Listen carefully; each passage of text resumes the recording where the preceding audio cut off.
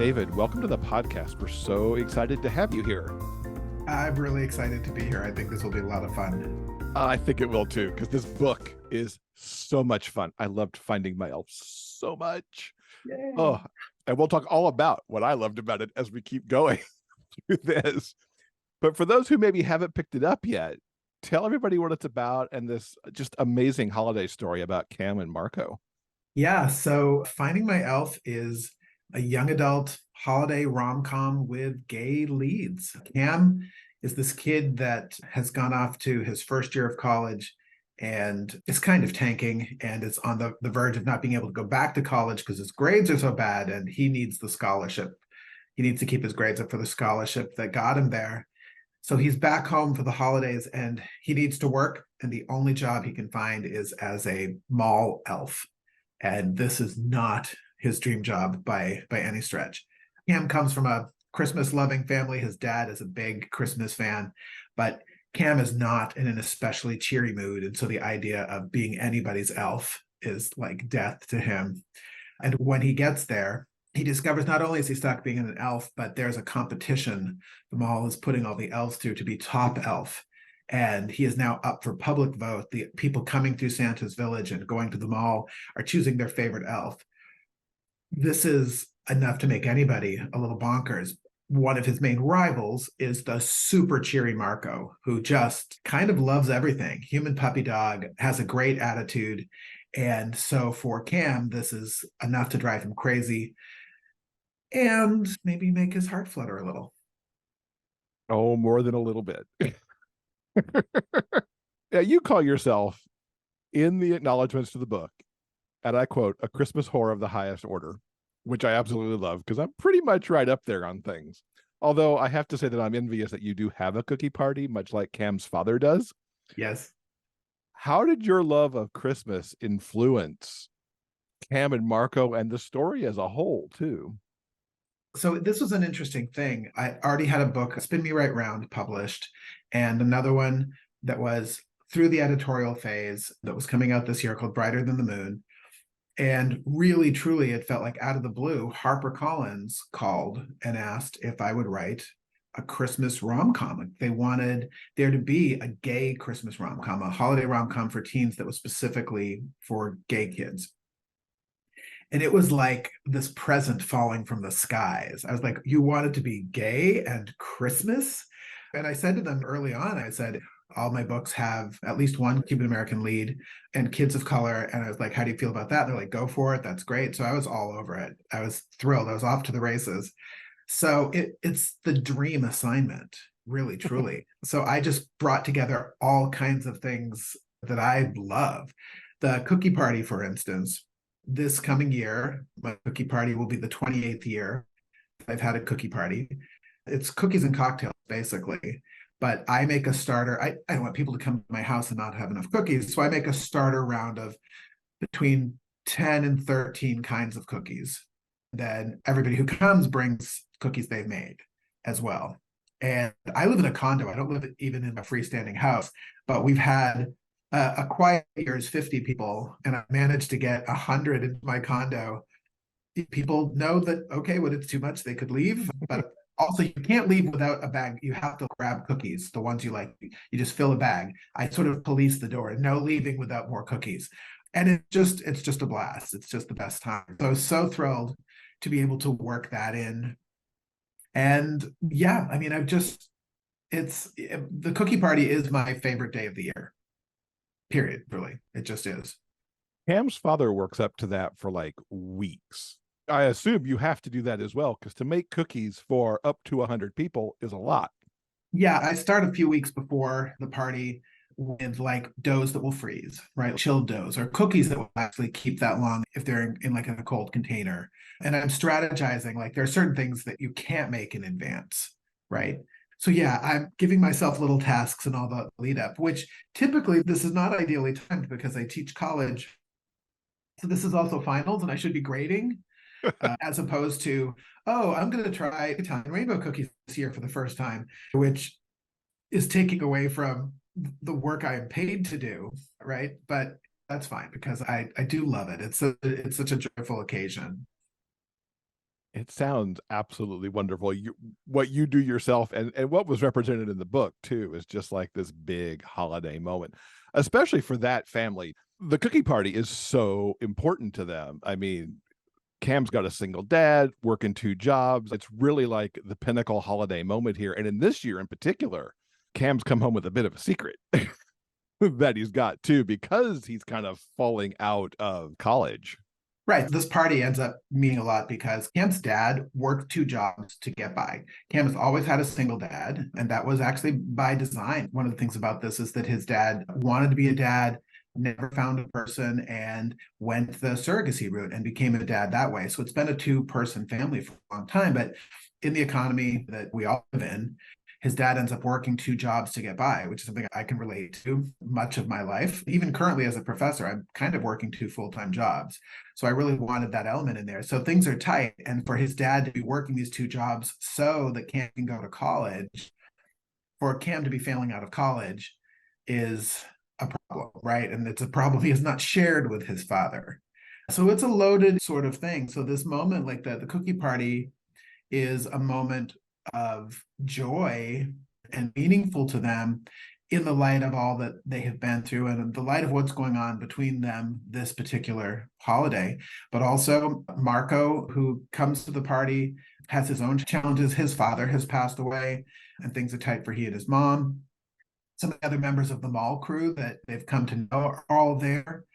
And it's true for me every year at the party that the players change, right? Year to year, some of the players, most of the players are the same, but faces come and go. You lose people, you have difficulties in your life. I've certainly been through some really difficult things, but the cookie party is this constant. I had the cookie party during the pandemic. People had to stand outside. It had been this mild winter, and of course it snowed just before the cookie party. So people literally stood outside in the snow, and I brought down, like, I had sealed packs for each family. But you know what? People stood outside in the snow. Nobody left. People stayed there for as long as we could in the cold just to be together. So the cookie party, which is so important to me, I really wanted it to be that valuable and that important to them.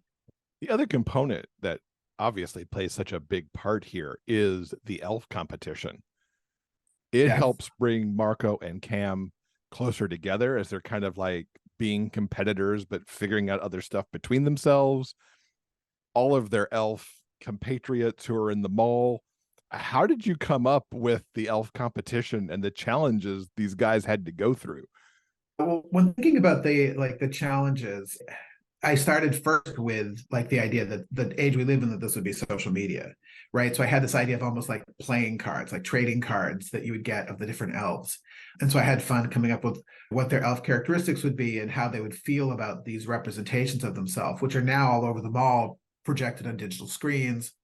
And after that, I was just thinking about things that I associate with Christmas. So there's a rapping contest, there's a children's book reading, they sing, they do a bake off. So all the things that I myself associate with Christmas, really.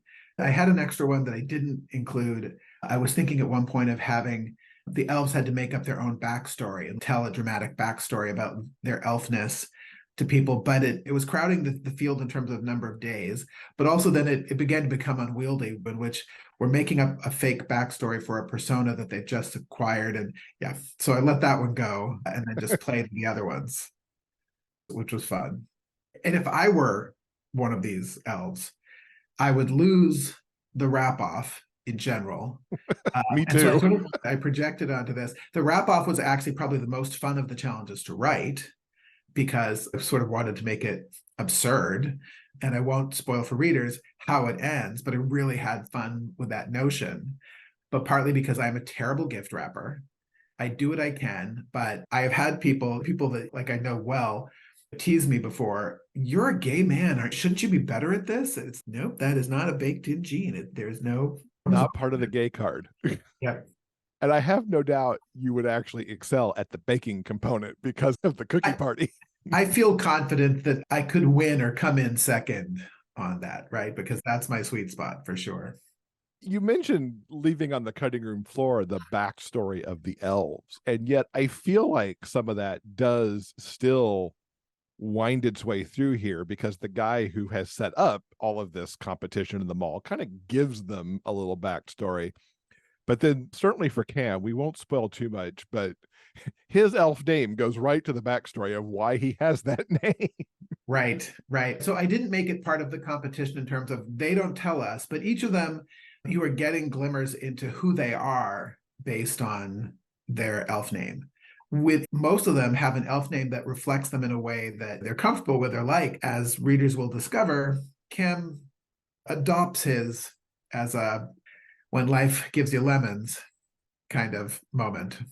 His ingenuity around that, I really enjoyed seeing how he navigated himself through the challenges, and the challenges that those things themselves actually ended up representing for various reasons.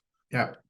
It's really interesting how you structured this, because there's the rom-com that is obviously happening and the romance that's budding, but there's a little bit of suspense going on in here too, because without spoiling again, there is this little, sabotage that seems to be going on, as we're all used to in reality competitions, that goes on in Mm-hmm. there. And so much stuff that also happens with a large cast. Certainly Cam and Marco are front and center, but Cam's dad is there. Cam's got some former teachers who show up, his best friends, all of the elf folks that are around, the people who are running the mall. And you manage to balance all of this, and everybody has a story really that kind of factors in here without becoming too much information or get me back to the action. How did you work to set that up in your processes so it all kind of sussed out in the end? And I'm curious too, like, how much revision did you do to keep the balance? So I'm a social person, and I just kept thinking if he's, who he is, theater major kid, and in this particular setting, there are a lot of people that are going to be part of the world. One thing I was worried about is that like the elf job, it couldn't just be the elves talking to Santa, and there's a competition, so there are all these people built into it, and I wanted the job to feel like a real job, right? And so there are recurring customers, right? There's the safety mom, who's somebody that I really wanted in the story and wanted to keep there. So I do a lot of like mapping and thinking about where a little bit of somebody's life is going to peek in or pop in.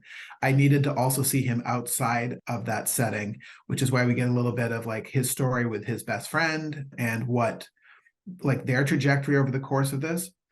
Partly with the exception of safety mom, partly so that when we do get to the cookie party, I want the audience to feel rewarded by their presence, the presence of all these people gathering around them, right? That's so much of what the holidays is, when you gather people. So I loved populating the world that way. There were some revisions for sure in the very first draft of it. So HarperCollins came to me with this idea. Could you write this book? And I had 7 weeks about until they needed it. So for a first draft, it was pedal to the metal. And I had this great conceit. I was a little worried. I don't want it to be too obvious who ends up together, despite the fact that is what many people actually like about a rom-com. So I had 2 love interests in the mix, like 2 extra love interests, right? So right now there's sort of a triangle between Cam, Leroy, and Marco. And originally there was a character that I don't even remember his name now, but his joke name was the first time that Cam is in the mall, he sees this elf working that looks like Timothy Chalamet, and he calls him Shalamelf the whole time. And so he goes on dates with Shalamelf as well. So there were 2 possible spoilers. And I just thought that would keep it more interesting and keep the tension alive. And my very fine editor, Stephanie Guerdon, read it and said, 1 is plenty. She's like, they are serving the same purpose, right? And I was like, oh, very good point. So I think he was the only full character to come out.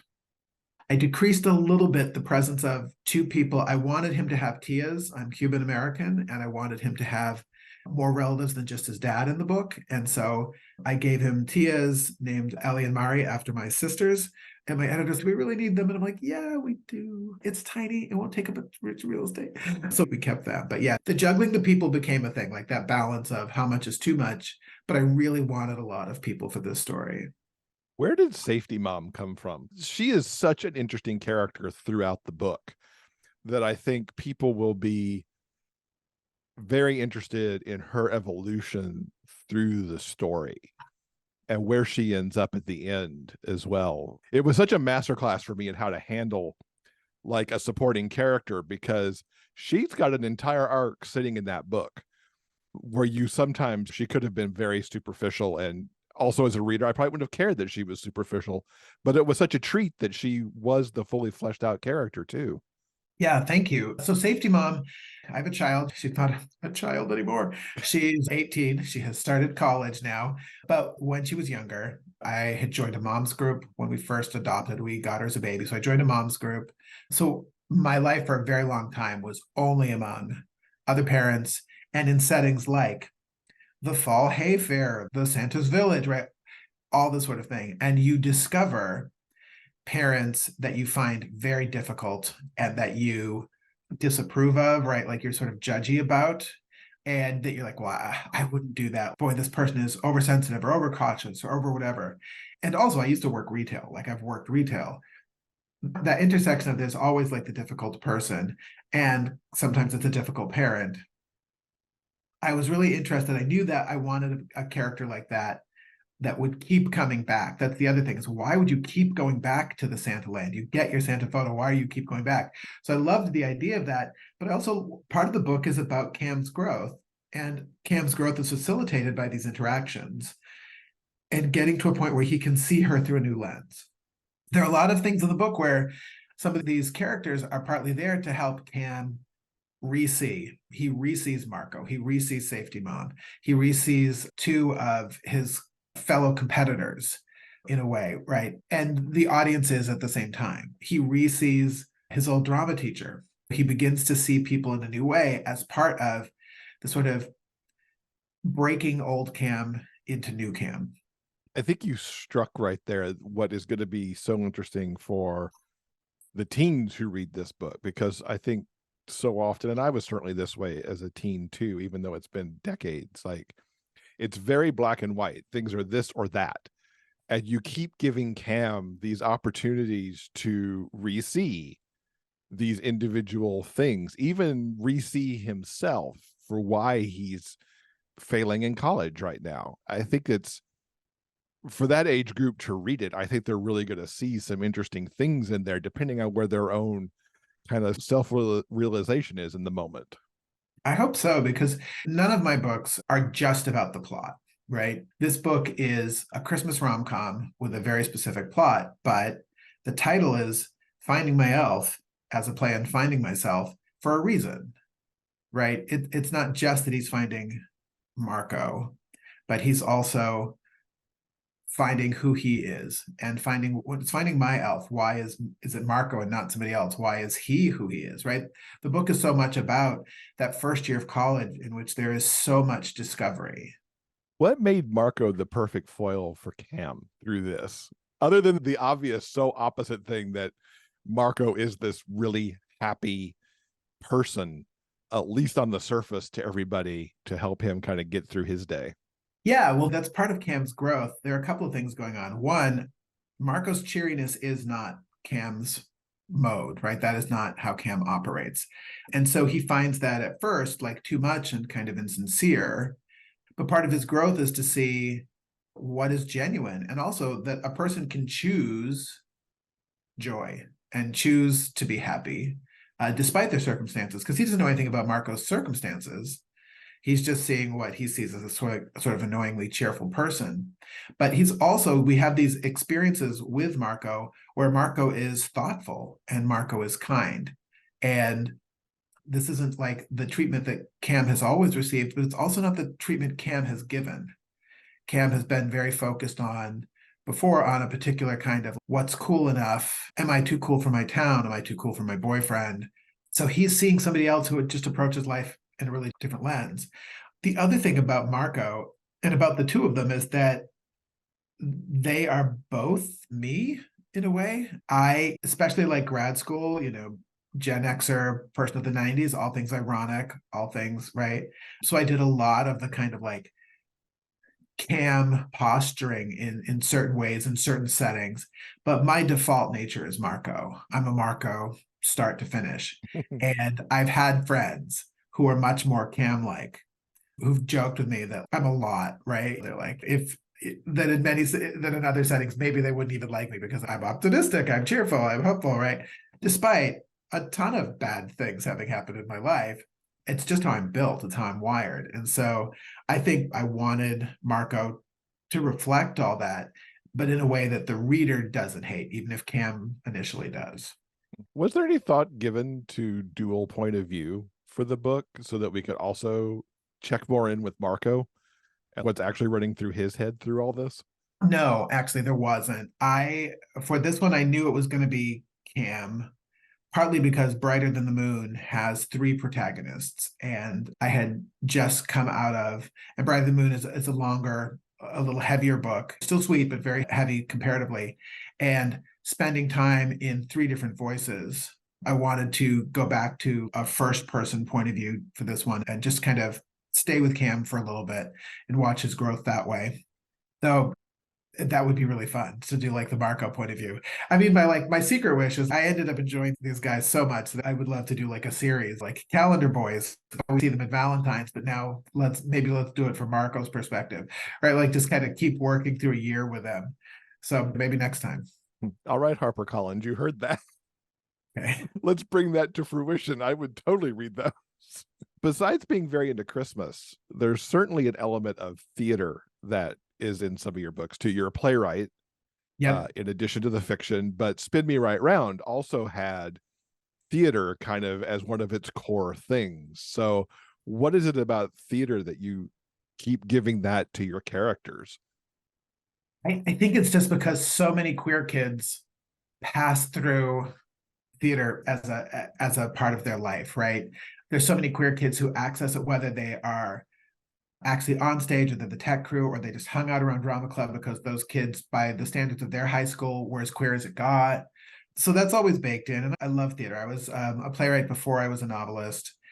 With Cam specifically, I teach at Boston Conservatory at Berkeley. That's my full-time job. And so I'm around theater kids all the time. What's funny is he doesn't get to spend much time. We don't get much of a deep dive into his theater life, but we find that what he ended up doing at NYU was not the right fit for him because NYU has different tracks of theater, and he ended up in the very experimental theater, and he does not get it at all. And there is a way in which that's speaking for me a little bit. I can always intellectually appreciate the super weird theater in which you're watching somebody pull strips of paper from the wall while somebody bangs a pot and a bird goes by. I can appreciate the ideas, but it never viscerally like speaks to me. It's not the art I can make. And so he gets to school and discovers he's gotten accepted by this great school into this prestigious program that is not a fit for him. Yeah, I questioned his choices there a few times. I read the book. It's I have to say though, it is a very common, especially male, but not entirely, thing to be like, I'm too good for this now. I was the best. I was edgy at my high school. So I'm going to do the coolest thing. The more mainstream stuff is below me. He'd grown up loving The Music Man and idolizing Hugh Jackman, but then he's like, I'm too cool for that now. I've got to go do the experimental stuff. It just isn't who he is, right? There are people like he has a friend that's a minor character in the book. It's who she is, but it's not who he is. And that's what the book is about, is who, honestly, that's what all of my books are about, in a way. Yeah, it is okay to be Hugh Jackman. There's nothing wrong with that. Yes. Possibly a difficult question to answer and not give a spoiler, but I'm curious what your favorite scene in Finding My Elf is. Oh, that's not hard. It's not really a spoiler either. Honestly, my favorite scene is once they get to the cookie party, because it's late in the book and a couple of things have resolved by them, though the sort of big question about the future is not resolved. It's my favorite scene because you're watching all these threads come together in all of these people, and people you wouldn't necessarily have imagined all being at that party at the beginning of the book. And the way that like he's observing his dad and a love interest, I won't say who the love interest is, but observing them, his aunts pulling out photos to show his friends, a little repair time with his best friend, some romantic time with Marco. So that scene to me was like, it encapsulates what I love about Christmas, this coming together, this moment of having everyone you love around you. So no, that's my favorite scene for sure. That was one of many for me, because the cookie party is just, you're not at the end yet, but you see the end coming, and it is kind of a pinnacle moment because it's been talked about forever. Yeah. I've got a question for you from our Patreon community. Okay. Yes. So Sarah wants to know, what is the best holiday song to hear in a department store? Christmas wrapping by the waitresses, for sure. Oh, If you don't know this song, it's like a story song. Somebody talking about like a sort of, lame Christmas that ends up, instead of going awry, going right. It's really fun. It's really upbeat. Anywhere I hear that, I'm always like ready for it. I love that song. A song I love, you'll never hear in a department store probably, but a song that I think is kind of a perfect capture of a particular time is a song called Grapevine Christmas by the Rocket Summer. And it's basically about going back home when you're sort of a young adult, a newly adult, and returning to your hometown. And it's so right. It's so perfect. I love the Kelly Clarkson version of Just for Now, which is a song that's equally good, like as a Thanksgiving or Christmas song, but you're inside somebody's head, hearing all of the voices of things people are saying at this holiday meal. And they keep saying, I got to get out of here. And they need to like go get some fresh air because of all the voices in their heads. And for a classic, I would say the Bing Crosby, David Bowie version of Little Drummer Boy, which is really lovely. And if you want your standard jingle bells, if you need a jingle bells, it has to be Ella or secondarily Barbra Streisand.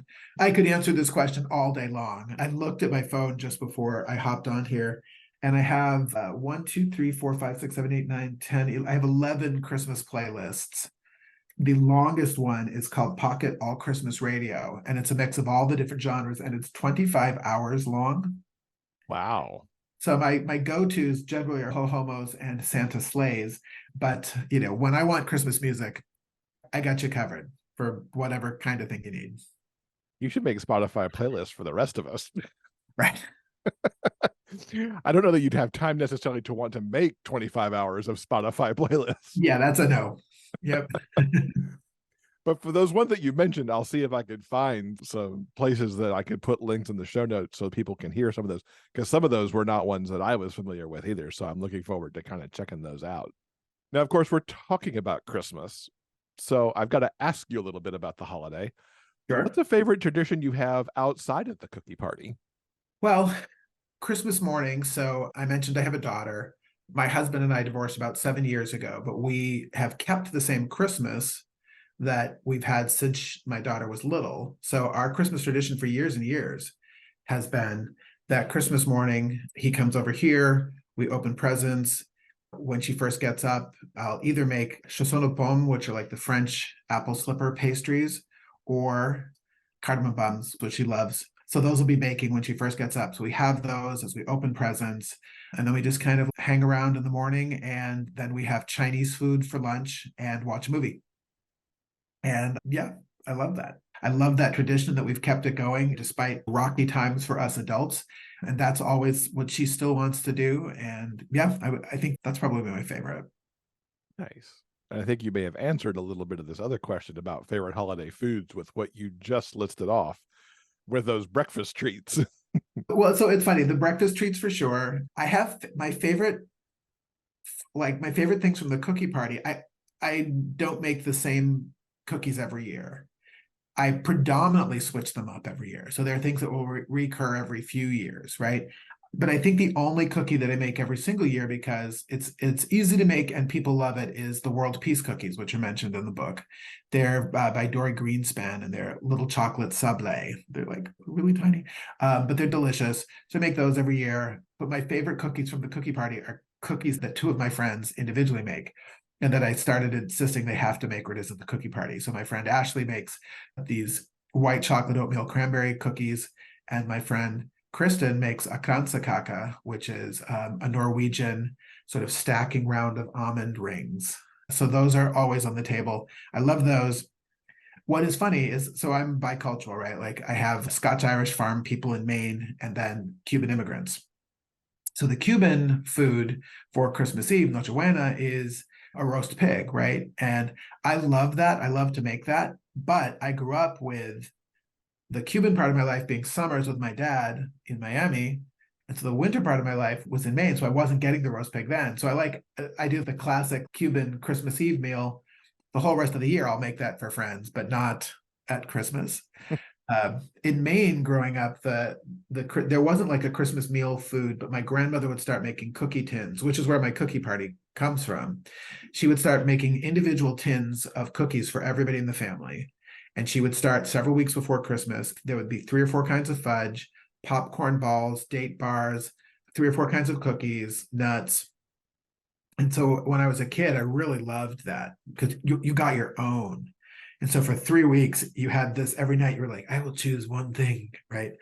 So the thing that most was my favorite growing up, I've only made once or twice because most people can't abide it, is divinity fudge, pink divinity fudge. It's so good. It is like it melts in your mouth, but it is so sweet, right? If a single food could put you into sugar shock, this is the food. Yeah. That is so true. But it's that melt in your mouth creaminess is so wonderful. And when you've got that, it's easy to parse out to 3 weeks if you have a tin full of it, because you can't take more than one probably a day without going into that sugar coma. I've only probably ever done that like twice for cookie party. And you cut it into the smallest pieces, and people see them at first and like, what is this chiclet of fudge that you have put up here? But then they try it and they're like, okay, yeah, I get that. Yeah. Yeah. And then you go find like a more savory cookie to chase that with to kind of Yes. balance things out a little bit. That's where the oatmeal cranberry white chocolate would come in really handy after. Yes. Now I really am craving cookies. What's a favorite gift that you've received over the holidays, whether that might be as a child or even as an adult? You know what's funny is that I'm so not an object person. I couldn't tell you what I got for Christmas last year, right? So I honestly I don't know if I have a good answer for that, but I will say that, especially when we go to childhood. So, okay, when I was a kid, we were super poor. There were always 2 packages under the tree. So there were 5 people in my family, my grandparents, my mother, my brother, and I. So there were always 10 presents under the tree. 5 of those presents were socks. And so as a kid, opening up your pair of white tube socks that Grammy got you, not exciting. So the other gift became more fraught, right? And so there are 2 that stand out, both for gay reasons. One is that when I was 5, I spent a year waging a campaign to get a baby doll. And this was not going to fly. This was not going to fly. And finally, one of my mother's friends was like, this is the 70s. It's just a doll. What could go wrong? So they got me a baby doll. And Christmas morning, like when I went to the package and I picked it up, I just knew that this was going to be a baby doll that cried, which is what I wanted. And so like I flipped the box. While unwrapping, I was flipping it I knew exactly what I was, it was such a thrill. They got me this doll who I named Dolly, quite inspirationally. And I loved my doll. This was great. I took it too far. I had it for a couple of months, but when it was like early spring, I had taken some leftover material that my mother had for making a church dress. And I made Dolly and I matching outfits. And I was proudly walking down the street carrying Dolly, and my grandmother drove by on her way home. And the next day, when I came into my room, Dolly was gone and had been replaced, are you ready, with a set of NFL football sheets for my bed. Those things are not analogous in any way. Yeah. So that the idea was that like no more playing with this sissy doll. And now we're going to make a boy out of you I didn't know what the NFL was. And Grammy was like, they're NFL sheets. And I was like, I didn't know what it was. I literally didn't know. But I also knew it had been such a battle to get that doll. I also knew, okay, I've overshot, right? I can't push it. When I was 9, I was obsessed with Dorothy Hamill. I had my hair cut the same way as she did. And I really wanted white figure skates. Because you grew up in Maine, you're skating all the time. Right, you're skating in bank parking lots, you're skating in fields, you're skating in your yard if it's wet and cold enough. So I really pushed for white figure skates, and my aunt and uncle sprung for them because my family couldn't really afford it. So my aunt sprung for these white figure skates, and I was delirious with joy. I was so happy to have these white figure skates. A little bad news for my brother, because they typically got us very similar things. After the year of the doll, they pretty much got us the same thing each year. We'd get largely the same thing. So my brother also had wanted skates. And when he opened his box and it was a pair of white figure skates, this was not a great moment for him. He was expecting brown hockey skates, like traditional, more like boy skates, and they had unwisely given him also my dream white skates. So that was a Christmas that went better for one sibling than the other. Yeah. Just get out the spray paint and make them black, and Yeah.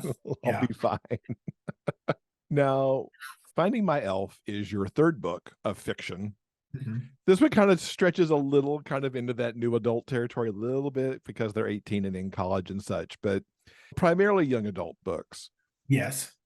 Each of them has a very different story, including that time travel element that's over there in Spin Me Right Round. With all the differences, what would you say are the trademarks of your books and your stories that kind of makes these hang together? Well, in every case, you're watching teenagers wrestle with the sort of question that's at the heart of so many of my books and plays that I mentioned earlier. Am I the person that I think I am? Right? Who do I want to be? It's these questions of identity, and not am I gay or not, but how do I navigate the world? How am I with other people? So questions of who am I? Am I the person I think I am? Are a part of all of these books. The other thing is that even, so Spin Me Right Round, you have sort of this race against time to keep a bad thing from happening in the past. Brighter Than the Moon, you have somebody who experiences a loss in the midst of a love triangle that actually blows up a friendship. So it can be heavier, but even with that, this one obviously is light as all hell, right? There's no tragedy involved of any kind. But with all three of them, all three books lean hopeful. They all are books that reflect a sort of positive view of humanity and of possibility and the idea of growth and change and not being afraid of that. I'm an optimistic person. I have been through all kinds of things. I had a suicidal mother, an alcoholic father. I've been through a shooting. I've been through divorce. I grew up poor. Like, I've been through a lot of things, but the arc of my life is always hopeful. And that shows up in my books. I had an agent years ago when I was still writing nonfiction even. He said, your brand is smart uplift, right? I want you to be able to come away with some joy and hope and light without it being mindless. Like Finding My Elf, it's a holiday rom-com, right? We're not talking War and Peace here. But even in that, I hope you are seeing somebody grow. I hope you're seeing a little bit differently than when you started the book. It's also part of just my mantra in general, because all of my books feature queer and BIPOC protagonists, which is important to me. I'm a Cuban American with a daughter who's of African American descent. I want the world to be inclusive. And I also just want there to be more stories about queer kids. Brighter Than the Moon, super queer, right? The kids are cis and trans, gay, straight, pan, and then the lines get all blurry, right? I just want these stories to be out there so that we have our books to read too. But I do want there to be this hopefulness to them, which is a part of who I am. When I said it's like my mantra, part of my daily gratitudes is to put out to the universe that, to let my words make a difference for whomever they can reach. And that includes when it isn't like a deep, serious topic, but by people who needed to re-see queer kids or the queer experience or what growing up meant, or to think about possibility and hope. I want to move the needle in that way. My whole theory is hope is emotion. It's an arc. You lean toward the thing that you want. You lean toward your vision. And if you are hoping, then you're in a better angle, right? Your arc is upward. You're in a better trajectory than if you're not hoping. Even if you don't get the outcome exactly the way you wanted or the outcome you wanted, that process on the way there is better than if you're at this the whole time, right? Like that you're just this straight, grim trudge. And that's important to me. Now, we love to get recommendations. So What are you reading or watching these days that our listeners should check out? So I was thinking about that. So I just started reading Stephanie Willing's West of the Sea, which is a middle grade novel. The same week I pre-ordered Annie Carty's Red. Neither of these are like queer themed, right? So for like fans of big gay fiction, Things I love this year are two mysteries, back-to-back queer mysteries I read. Kelly Ford's The Hunt and John Copenhaver's, I don't actually know how to say his name. Sorry, John, wherever you are, but his novel, The Savage Kind, both of which have lesbian protagonists. Coming up is Camilla Cole's So Let Them Burn, which comes out in January, which is just going to, I think, take the world by storm. It's a little bit Joan of Arc, a little bit dragons. It's got demi and lesbian leads. It's Jamaican. It's just going to be fresh and not like anything you've read. So those are a bunch of book recommendations. And then in terms of what I'm watching, probably the most fun I had in a movie this year was Polite Society, which is a film with an Indian American girl who doesn't want her sister to get married to somebody and decides there's a whole nefarious plot. It's a little bit like Sense and Sensibility meets ninjas. Okay, well, I want to go look that up. Those two things don't go together for me necessarily in my head. So you have to see it. It's a blast. Yeah, it's really fun. And what could you tease us about what might be coming up next for you? So I'm actually working on an adult thriller. So not exciting right now with a gay man as the lead protagonist. I won't say too much about it right now, but it takes place in Andalusia, which is southern Spain, and that's where I was when HarperCollins called about Finding My Elf. So it's a book that's been percolating for a little bit because I was planning to write it then, but instead wrote Finding My Elf. So I'm working on that, and I've just mapped out the next young adult novel that I want to work on as well. Nice. What inspired you to move over to thrillers? Well, I had wanted to, I love them. I love reading mysteries and thrillers. I just love them. I read them all the time. And in between nonfiction and young adult fiction, I had written one thriller for a very small indie press and had sort of a good time with that. The publishing experience of that wasn't the best experience, and so I moved away from that. But I knew that at some point I wanted to try and get back to working on a thriller. So hopefully that having a little gap between books. I mean, I got 3 out in 2 years for young adult. I'm hoping that buys me a year off so that I can get another one out after. But I also write. I'm writing all the time, and I write first drafts really fast. So I'm working on the thriller right now, but me being me, I'll have the thriller done, the first draft of it this winter, and start the new young adult novel and have that done by summer. So it's not forever away that I'll be removed from young adult. I still want to be working in young adult, but I need to get this thriller out of my system. Look forward to seeing what you'll do with the thriller. What is the best way for folks to keep up with you online to know when these next books are coming out? I think probably the best is Instagram, my Instagram, which is at David Valdes Writes. And that's Valdes with an S, though I know everybody wants to Z it. It's Valdes with an S. I used to do a version of the Liza Minnelli. It's Valdes with an S, not Valdes with a Z, because Valdes with an S goes not Z.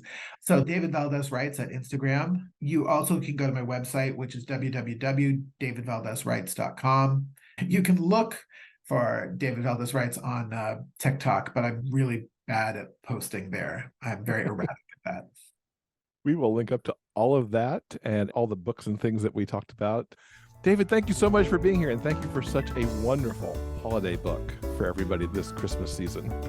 Thank you. It was a blast to write. It was really fun to be here to talk about it.